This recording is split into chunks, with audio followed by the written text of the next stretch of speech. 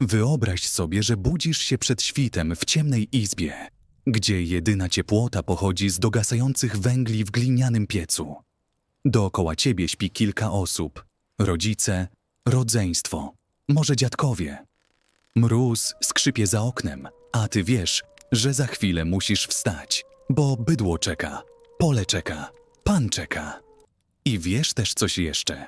To, co położysz dziś na stole, będzie niemal identyczne z tym, co jadłeś wczoraj, przedwczoraj i tydzień temu. A to, czy w ogóle coś położysz, zależy od kaprysu pogody, urodzaju i łaski losu.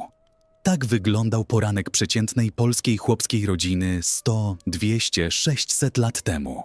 Bez ziemniaków, bez cukru, bez mięsa na co dzień, bez lodówki, bez zapasów na dłużej niż do wiosny. Tylko to, co ziemia oddała, co kobieta zakisiła i wysuszyła, co mężczyzna uchronił przed wilgocią i szczurami w ciemnej piwnicy. Oto jak wyglądał tygodniowy jadłospis biednej polskiej rodziny w XIV i XV wieku. I dlaczego ta historia jest znacznie bardziej skomplikowana niż się wydaje. Zanim jednak zagłębimy się w każdy dzień tego tygodnia, mamy do ciebie krótką prośbę. Większość z was ogląda te dokumenty na telewizorze. I wiemy, że z kanapy trudno pamiętać o subskrypcji. Jeśli ta opowieść o zapomnianych polskich przodkach ci się podoba, zasubskrybuj kanał i podziel się tym filmem z kimś bliskim. Każde udostępnienie pomaga nam docierać do nowych widzów i ocalać te historie od zapomnienia. Dziękujemy i zaczynamy. Zacznijmy od czegoś, co nas naprawdę zaskoczy. W XIV i XV-wiecznej Polsce, a mówimy o Polsce Jagiellonów, o czasach, gdy Kraków był jednym z najważniejszych miast Europy. Chłop pańszczyźniany mieszkający na wsi w Małopolsce, na Mazowszu czy w Wielkopolsce żył w świecie, który był radykalnie odmienny od naszego. Nie chodzi tylko o brak prądu czy radia. Chodzi o coś fundamentalnego. Ten człowiek nie decydował o tym, co siał. Nie decydował o tym, ile zostawiał dla siebie. Oddawał część ziarna jako dziesięcinę Kościołowi, część jako czynsz Panu. A to, co zostało, to był jego świat, jego stół, jego przeżycie. Historycy tacy jak Tomasz Wiślicz, badający codzienność polskiej wsi późnego średniowiecza, podkreślają, że dieta chłopska była nie tylko uboga, była strukturalnie zaprojektowana na przetrwanie, nie na przyjemność. Podstawą był chleb, ale nie taki chleb, jaki znamy dziś. To był chleb żytni, ciemny, ciężki, często z domieszką innych zbóż, prosa, orkiszu, a w latach głodu nawet z dodatkiem mielonego grochu czy korzenia perzu. Pieczono go raz w tygodniu, w niedzielę lub w poniedziałek, w piecu chlebowym, który rozgrzewano zawczasu przez kilka godzin. Skórka była twarda jak drewno. Po kilku dniach chleb kamieniał, ale tego się nie wyrzucało. Moczono go w zupie, skrobano, używano do ostatniego okruszka. Żeby zrozumieć, co znaczyło jedzenie na polskiej wsi 600 lat temu, musimy też zrozumieć strukturę roku. Nie było jednego jadłospisu. Był jadłospis letni i zimowy, przedwiośnia i jesieni. Był jadłospis postny, a postów było w kościelnym kalendarzu tyle, że przez ponad 1/3 roku chłopska rodzina żyła w ścisłym ograniczeniu. Piątek i sobota co tydzień, bez mięsa, bez nabiału, Wielki Post, prawie 2 miesiące bez jakichkolwiek produktów zwierzęcych poza olejem i rybami, jeśli ktoś miał do nich dostęp. Adwent, wigilie poszczególnych świąt. Jak pisał Jan Słomka, wójt wsi Dzików nad Wisłą, który na początku XX wieku zostawił nam bezcenne wspomnienia o dawnej wiejskiej codzienności. Posty były przestrzegane tak rygorystycznie, że w piątki i soboty nie jadano nawet z mlekiem. A w Wielki Post nie tykano nabiału w ogóle. Ale wróćmy do naszego tygodnia. Wyobraźmy sobie rodzinę z małopolskiej wsi, gdzieś w okolicach Sandomierza albo w Puszczy Sandomierskiej, krainie, którą zamieszkiwali tak zwani lasowiacy, prosta i samowystarczalna ludność żyjąca między Wisłą a Sanem. Ich chałupa stała w pobliżu lasu. 3 niewielkie okienka. Gliniany piec zajmował 1/4 izby. Na ścianie wisiały suszone zioła i grzyby. W kącie stały gliniane garnki. W piwnicy pod podłogą skrzynia z kaszą, beczka z kiszoną kapustą i garnek z olejem lnianym. To był cały majątek kulinarny tej rodziny na zimę. Poniedziałek. Poniedziałkowy ranek zaczynał się od żuru. Żur, inaczej zwany kwasem z otrębów żytnich, to jeden z najstarszych polskich posiłków, znany przynajmniej od XIV wieku i udokumentowany w źródłach historycznych. Przygotowywało się go z wymieszanych z wodą otrębów żytnich, które fermentowały w glinianym naczyniu przez kilka dni. Wystarczyło go zagotować, doprawić czosnkiem, a jeśli był dostępny, omaszczać słoniną. Wlano go do wspólnej misy. Misy nie było wiele. Jedna, czasem dwie. Jak opisywał Jan Słomka, posiłki spożywano ze wspólnego naczynia. Miska stała na ławie lub na pniaku na środku izby, a domownicy, gospodarz, jego żona, domownicy i ewentualni parobkowie stali i siedzieli wokół niej, łyżkami drewnianymi nabierając po kolei. Przed jedzeniem uwijano się, żeby złapać jak największą łyżkę. Gospodyni jadała ostatnia, bo ciągle dolewała do misy. Do żuru był chleb. Ten sam, co pieciono w niedzielę. Twardy, żytni, krojony w grube plastry. Żadnej masła, żadnego tłuszczu do chleba. Masło, jeśli w ogóle było, sprzedawano na targu. Sól była cenną przyprawą, kupowaną, rzadką, szanowaną bardziej niż jakakolwiek inna.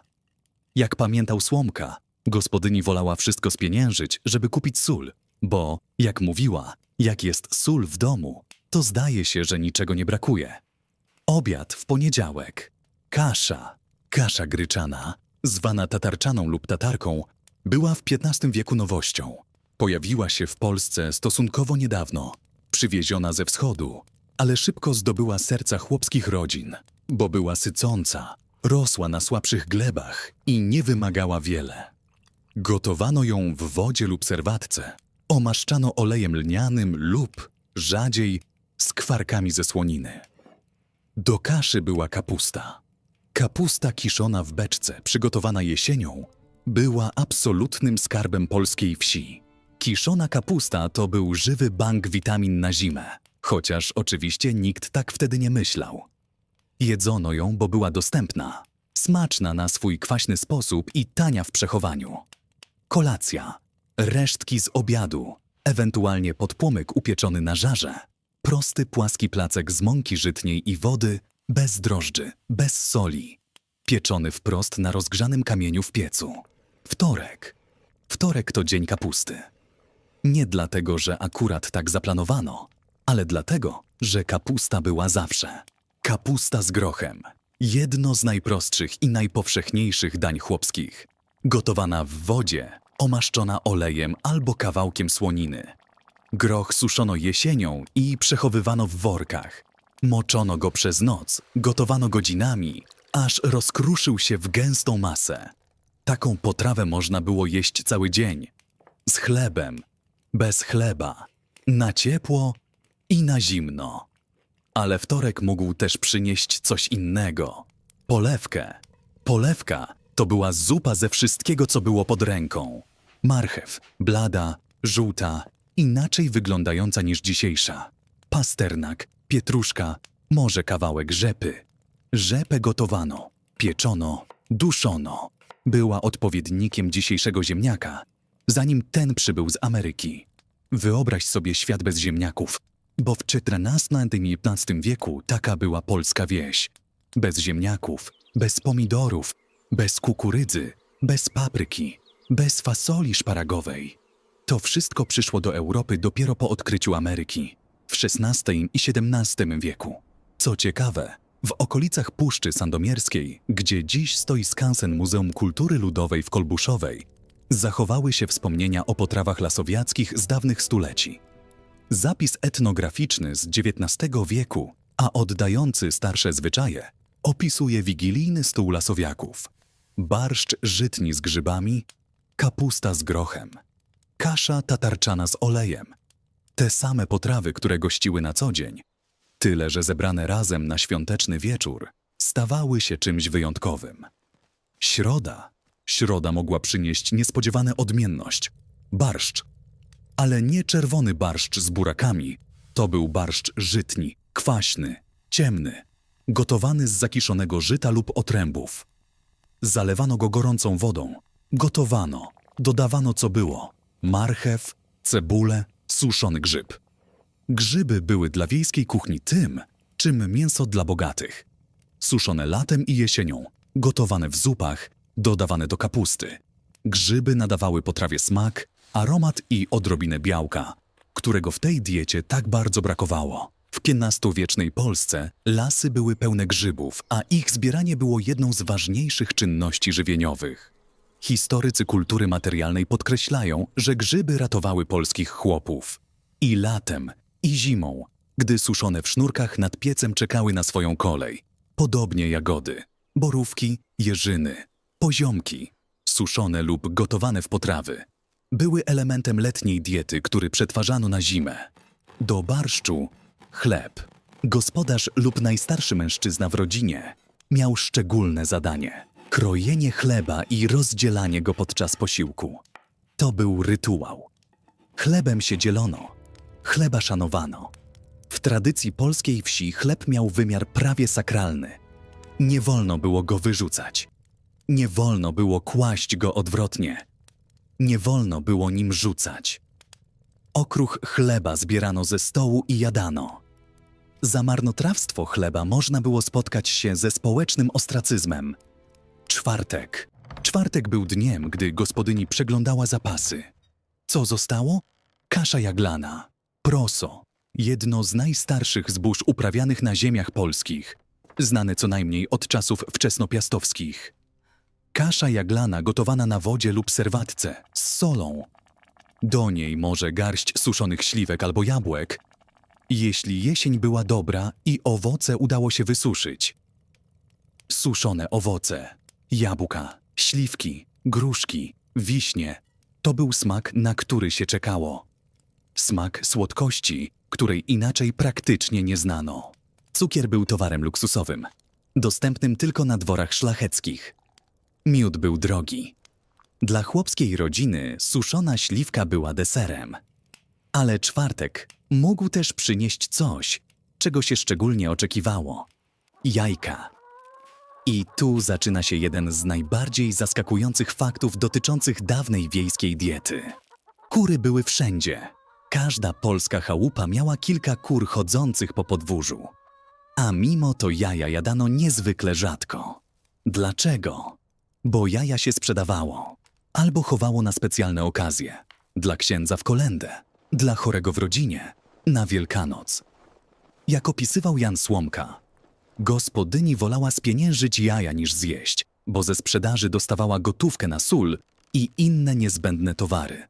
Podobnie z kurami. Nikt ich nie zarzynał dla samej rodziny. Kura żywa, nosząca jaja, była cenniejsza niż kura gotowana. Mięso drobiowe pojawiało się na stole naprawdę tylko w wyjątkowych okolicznościach. Piątek. Piątek. Dzień postny. To dzień, który dla współczesnego człowieka brzmiałby jak coś oczywistego, ale w XIV i XV-wiecznej Polsce był absolutną, rygorystyczną zasadą. Żadnego mięsa, żadnego nabiału, nawet mleka. To było prawo kościelne, przestrzegane przez całą wieś. Kto złamał post, był piętnowany, wytykany palcami, traktowany jak heretyk i odstępca. Piątkowe menu. Żur bez słoniny, omaszczony olejem lnianym. Kapusta bez skwarków, chleb. Ewentualnie, jeśli wieś leżała blisko rzeki, ryby. I to był prawdziwy luksus postnego piątku. Ryby. W rejonach takich jak okolice Wisły czy Sanu ryby były dostępniejsze niż w głębi lądu. Szczupak, okoń, karp, gotowane, pieczone na węglach, solone i suszone na zimę. Ale dla rodziny z dalekiej od rzeki wsi, leżącej wśród pól Mazowsza albo w głębi Małopolski, ryba była towarem kupowanym na targu, niecodziennym jadłem. Był też śledź solony, sprowadzany szlakami handlowymi z wybrzeża Bałtyku. Śledź solony był w Polsce późnego średniowiecza towarem powszechnym i relatywnie tanim. Kupowało się go na targu, moczono w wodzie, żeby wypłukać sól i jadało w dniach postnych. Śledź z cebulą, śledź z olejem. To była postna uczta. I choć nam może wydawać się skromna, dla ówczesnej chłopskiej rodziny śledź był urozmaiceniem, wyróżnieniem, czymś, co przerywało monotonię cotygodniowego jadłospisu. Piątkowy wieczór był więc najcichszy ze wszystkich wieczorów. Praca ciężka, jedzenie lekkie, modlitwa długa. Sobota. Sobota, drugi dzień postny w tygodniu, choć mniej rygorystyczny niż piątek, ale w zasadzie też bez mięsa, bez nabiału. Sobota była też dniem przygotowań do niedzieli. Gospodyni zaczynała mieszać zakwas na chleb. Mąka żytnia, trochę wody, zakwas zostawiony z poprzedniego wypieku. To wszystko łączono razem i odkładano w ciepłe miejsce przy piecu, żeby ruszyło, żeby zaczęło pracować. Chleb nie wyrastał jak dziś, nie było drożdży piekarskich. Wyrastał powoli przez całą noc na naturalnym zakwasie. Sobotni posiłek był podobny do piątkowego. Żur albo polewka warzywna. Może resztki kaszy z poprzednich dni. Może podpłomyk. Ale sobota miała jeden wyjątkowy moment. Ciepła woda. Kąpiel. Nie w wannie, rzecz jasna, ale w drewnianym korytku, do którego wlewano podgrzaną wodę. Kąpano się przed niedzielą. Raz w tygodniu, czasem rzadziej zimą. Woda była zimna, dostęp do niej trudny, ale rytm sobotniej kąpieli był elementem tygodniowego cyklu życia. Tak samo ważnym jak pieczenie chleba czy karmienie bydła. Niedziela. I wreszcie niedziela. Jedyny dzień tygodnia, który mógł przynieść coś innego. Niedziela zaczynała się od kościoła. W polskiej wsi XIV i XV wieku kościół był centrum całego życia społecznego. Tutaj ogłaszano ważne wiadomości. Tutaj regulowano spory. Tutaj spotykało się ze znajomymi z sąsiednich wsi. Po niedzielnej mszy nastąpiało coś wyjątkowego. Obiad. Niedzielny obiad był, w porównaniu do reszty tygodnia, momentem szczególnym. Nie oznaczało to automatycznie mięsa, ale mogła pojawić się polewka z kawałkiem słoniny prawdziwej, gęstej, aromatycznej. Mogła pojawić się kasza okraszona dużą ilością skwarków. Mogła, w zamożniejszych gospodarstwach, pojawić się krupnik z kośćmi, długo gotowany, z marchewką i pietruszką. Kości się gotowało godzinami, żeby wyciągnąć z nich wszystko. Smak, tłuszcz, odrobinę szpiku. Ten wywar był niedzielnym luksusem. I rzadko, bardzo rzadko, może kilka razy do roku, przy szczególnych okazjach, na stole pojawiało się mięso. Najczęściej wieprzowina, bo świnie trzymano w prawie każdym gospodarstwie, a jej ubój, zwany świniobiciem, był prawdziwym wydarzeniem w życiu wsi. Nie robiło się tego w środku tygodnia. Robiło się to na jesień, przed zimą, kiedy zwierzę było dobrze utuczone. I wtedy, przez 1, może 2 dni, jedzono mięso. Podroby pierwsze, wątrobę, płuca, nerki. Szybko, bo się psuły. Potem szynki i boczek solono i wieszano w spiżarni. Mielono słoninę. Robiono kiełbasy, jeśli ktoś umiał i miał jelita. I z tego jednego świniobicia żyło się przez kilka miesięcy. Nie jedząc mięsa codziennie, ale dokładając po kawałku słoniny do każdej potrawy, żeby miała smak, żeby była sycąca. Warto tu podkreślić coś, o czym wiele osób nie wie. Mięso było dostępne przede wszystkim szlachcie i zamożnym mieszczanom. Chłop hodujący świnie lub kury nie jadł ich na co dzień. To była inwestycja, nie codzienne pożywienie. Historyk Kamil Janicki w swoich pracach o pańszczyźnie cytuje XVII-wieczne źródła, które wyjaśniają, że chłopi żywią się najgorszym jadłem, spożywają pokarmy, jak to określano, grube i nieposilające. I dodawał, że to zupełnie naturalne, bo chamskie żołądki tego właśnie wymagają. Oczywiście to był ideologiczny opis stworzony przez tych, którym opłacało się utrzymywać chłopów w ubóstwie, ale dobrze pokazuje przepaść między tym, co jadała szlachta, a tym, co trafiało na chłopski stół. Ale ta historia ma jeszcze jeden rozdział. Najciemniejszy ze wszystkich. Przednówek. Przednówek to był czas największego strachu na polskiej wsi. Przypadał na przełom zimy i wiosny, zazwyczaj między marcem a majem, kiedy zimowe zapasy już się kończyły, a nowe plony jeszcze nie dojrzały. Tygodnie, czasem miesiące głodu. I wtedy zaczynało się poszukiwanie wszystkiego, co dało się zjeść. Sięgano po dzikie rośliny. Szczaw, który rósł na łąkach i miał przyjemnie kwaśny smak, modlone przez gospodynię niemal z wdzięcznością, gdy pojawiał się na wiosennych polach. Młode pokrzywy, parzone, gotowane w zupach, jadane zamiast kapusty. Lebioda, chwast, który dziś traktujemy jako roślinę ogrodową, a który przez stulecia był jadany z konieczności i ze wstydem. Bo jeść lebiodę to był znak biedy, która dosięgła dna. W czasach naprawdę dotkliwego głodu, a takie zdarzały się regularnie, szczególnie po nieurodzajnych latach, sięgano po rzeczy, które dziś trudno sobie wyobrazić jako jedzenie. Żołędzie, które zbierano z ziemi i mielono na mąkę. Bukiew, nasiona buka, mielone w grubą kaszę. I wreszcie kora brzozowa. Ścierała się, mieliła, mieszała z resztkami mąki żytniej, piekło się z tego placki. Jak pisało jedno ze źródeł historycznych cytowanych przez Jana Stanisława Bystronia w jego monumentalnym dziele Dzieje obyczajów w dawnej Polsce. W niektórych regionach Polski w okresach głodu lud jadał liście z lipowego drzewa, bo owszem i samym przędziwem ludzie żywi. Przerywanie głodu przednówkowego było więc nie tylko kwestią odżywiania, to była walka o przeżycie, angażująca całą rodzinę, całą wieś, całą społeczność. Jest jeszcze jeden aspekt tej historii, o którym warto powiedzieć: sposób, w jaki jedzono. Bo to mówi nam coś głębokiego o tym, jak wyglądało życie wspólnotowe na polskiej wsi. Na chłopskim stole nie było indywidualnych talerzy. Była jedna miska, duża, gliniana, postawiona na ławie lub na pniaku w środku izby. Wszyscy stali lub siedzieli wokół niej, sięgając drewnianymi łyżkami po kolei. Nie było kolejności serwowania, nie było kurtuazji, ale był porządek. Gospodarz jadł pierwszy, starsi przed młodszymi. Każdy miał swoją łyżkę, bo łyżka drewniana była osobistą własnością, tak jak dziś zegarek. Dzieci jadły ostrożnie, żeby nie sięgać za szybko ani za głęboko do miski, bo to naruszało etykietę stołu. I było coś jeszcze. Rytm łyżek. Jak opisywał Bogdan Baranowski, wybitny historyk codzienności polskiej wsi, tempo jedzenia wyznaczał gospodarz. Wszyscy jedli w tym samym tempie. Kto sięgał za szybko, zanim inni wyjęli łyżkę, był ganiany.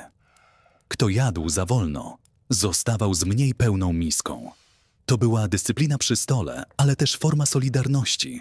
Nikt nie jadł więcej niż powinien. Nikt nie zostawiał drugiego bez jedzenia. Wyobraź sobie teraz tę izbę zimą, grudzień albo styczeń. Na dworze mróz, śnieg sięga okien. W środku ciepło od pieca, ale tylko w pobliżu niego. Dym unosi się pod powałą, bo piec często nie miał porządnego komina. Tak zwana czarna kuchnia, gdzie dym rozchodził się po izbie i wychodził przez szpary w dachu lub małe okienko. Ściany okopcone, powietrze ciężkie. Gliniane garnki na piecu bulgoczą. W jednym żur, w drugim kasza. Na desce bochenek chleba, ostatni z niedzielnego wypieku. Gospodyni pilnuje ognia. Wie, że drewna jest tylko na kilka dni. Wie też, że kapusty w beczce powinno starczyć do marca, ale jeśli zima się przedłuży, może nie wystarczyć. Te obliczenia, jedzenia, paliwa, zapasów były stałą, codzienną pracą umysłową każdej chłopskiej kobiety. Zarządzała kuchnią i spiżarnią jak strateg. Jej błąd w obliczeniach mógł kosztować rodzinę głód, a gospodyni gotowała w warunkach, które dziś uznalibyśmy za prymitywne, ale które ona znała od dziecka i w których funkcjonowała z maestrią. Wiedziała, jak utrzymać ogień przez noc, żeby rano zupa była ciepła. Wiedziała, jak zakisić kapustę tak, żeby starczyła do wiosny. Wiedziała, jak suszyć grzyby, żeby nie spleśniały. Wiedziała, kiedy sięgnąć po ostatnie ziarna grochu, a kiedy je oszczędzić. Ta wiedza, przekazywana z matki na córkę, z babci na wnuczkę, była formą mądrości, której nigdzie nie zapisano, a która ratowała rodziny przez pokolenia. Jest jeszcze jeden temat, który pojawia się w badaniach nad dietą chłopską w dawnej Polsce i który jest zaskakujący. Piwo. Tak, piwo. Na polskiej wsi XIV i XV wieku piwo było napojem powszednim. Nie luksusem, nie alkoholem rekreacyjnym, ale napojem codziennym, pijanym przez dorosłych i niekiedy rozcieńczanym dla pozostałych domowników. Dlaczego? Bo woda ze studni była niepewna, zanieczyszczona, często chorobotwórcza. Piwo gotowane, nawet słabe, nawet mętne, było bezpieczniejsze mikrobiologicznie. Ważyło się je z żyta lub prosa. Było gęste, kwaskowate, niskoprocentowe. Niczym w rodzaju dzisiejszego kefiru. Fermentowane, kwaśne, zdrowe w swoim ówczesnym rozumieniu. Jednak z biegiem czasu, szczególnie w XVI i XVII wieku, piwo zaczęło ustępować miejsca wódce. I to był jeden z tragicznych rozdziałów historii polskiej wsi. Szlachta i magnaci mieli monopol na produkcję i sprzedaż alkoholu, zwany propinacją. Karczma pańska była jedynym miejscem, gdzie chłop mógł kupić wódkę i wielu kupowało, zagłuszając głód i zmęczenie. Wódka była tania, dostępna i niszczyła. Historycy oceniają, że alkoholizm był jednym z poważniejszych problemów społecznych polskiej wsi nowożytnej i był strukturalnie wbudowany w system pańszczyźnianego poddaństwa. Wróćmy jednak do naszego tygodniowego jadłospisu i zapytajmy, jak ta dieta wyglądała z perspektywy zdrowia? Odpowiedź jest smutna. Profesor Piotr Franaszek, badacz diety galicyjskich chłopów, obliczył, że na przełomie XIX i XX wieku, a odzwierciedlało to także wcześniejsze stulecia, dieta przeciętnego chłopa zaspokajała zaledwie ponad połowę zapotrzebowania energetycznego pracującego mężczyzny. Chłop wykonujący ciężką pracę fizyczną na polu, dźwigający, orzący, kopiący, jadał za mało. Permanentne niedożywienie było normą. Nie wyjątkiem, nie efektem klęski żywiołowej, ale codziennym stanem. To odbijało się na wyglądzie. Chłopi byli niscy, szczupli, szybko starzeją się. Tak opisywali ich podróżnicy z zachodniej Europy odwiedzający Polskę w XVI i XVII wieku. Zęby psuły się wcześnie od kwaśnego chleba i żuru. Krzywica i niedobory witaminowe były powszechne. Choroby związane z głodem i niedożywieniem były jedną z głównych przyczyn śmierci. A jednak, i to jest historia, która uderza z całą mocą, ci ludzie przeżywali. Nie tylko biologicznie, ale społecznie. Zakładali rodziny, budowali domy, śpiewali pieśni, modlili się, świętowali Wielkanoc i Boże Narodzenie. Tworzyli kulturę, która przetrwała wieki i której ślady możemy dziś znaleźć w skansenach takich jak Muzeum Kultury Ludowej w Kolbuszowej, gdzie zachowane chałupy, piece, naczynia gliniane i drewniane sprzęty kuchenne przypominają, jak wyglądało to życie w każdym konkretnym szczególe. Jeśli w którymś momencie tego dokumentu poczułeś głód, zatrzymaj się na chwilę z tą myślą, bo to uczucie, to krótkie, przejściowe, niekomfortowe uczucie, było dla polskiego chłopa XIII i XV wieku stanem normalnym. Nie sygnałem do otwarcia lodówki, ale codzienną towarzyszką życia. Uczuciem, z którym kładł się spać i z którym wstawał. To nie była romantyczna prostota. To nie było życie w zgodzie z naturą, które możemy idealizować. To było życie twarde, niepewne, ograniczone przez struktury społeczne, kościelne i klimatyczne. Ale to było też życie prawdziwe. Wypełnione pracą rąk, smrodem dymu i kwaśnym zapachem kiszonej kapusty, ciepłem wspólnej misy i dźwiękiem drewnianych łyżek, które co wieczór bębniły rytmicznie o gliniany garnek. I może właśnie dlatego warto pamiętać, bo miliony polskich rodzin żyły tak przez stulecia i to z ich trudu, z ich pracy i z ich przetrwania wyrosła Polska, którą znamy dzisiaj. Nie z sal zamkowych ani z kronik królewskich, ale z glinianych mis, żytnich bochenków i cierpliwych rąk gospodyń, które każdego wieczoru liczyły, ile zostało kaszy do wiosny. Tej historii moglibyśmy opowiadać jeszcze długo, bo polska wieś kryje w sobie setki podobnych, zapomnianych rozdziałów, O tym, jak gotowano na chrzciny i wesela. O tym, jaką rolę odgrywał jarmark, na którym kupowało się sól i sprzedawało jaja. O tym, jak wyglądało jedzenie w czasie żniw, jedynym momencie roku, gdy nawet biedna rodzina mogła zjeść nieco więcej. Wszystkie te opowieści czekają i w kolejnych odcinkach będziemy do nich wracać, otwierając drzwi do kolejnych zapomnianych komnat Starej Polski. Źródła i podstawy historyczne. Jan Słomka. Pamiętniki włościanina od pańszczyzny do czasów dzisiejszych. Wydanie 1912-1929. Jan Stanisław Bystroń. Dzieje obyczajów w dawnej Polsce. Wiek XVI-XVIII. Oskar Kolberg. Dzieła wszystkie. W tym ta 48, Tarnowskie Rzeszowskie, ta 29 Pokucie. Tomasz Wiślicz. Badania nad codziennością polskiej wsi późnego średniowiecza. Kamil Janicki. Pańszczyzna. Prawdziwa historia polskiego niewolnictwa. 2021. Piotr Franaszek. Dieta chłopów galicyjskich w drugiej połowie XIX wieku. Roczniki dziejów społecznych i gospodarczych. 2016. Bogdan Baranowski. Życie codzienne wsi między Wartą a Pilicą w XIX wieku. Muzeum Kultury Ludowej w Kolbuszowej. Skansen Puszczy Sandomierskiej. Hubert Vautrin. Pamiętniki z pobytu w Polsce. 18 Cytnza. Kamil Janicki.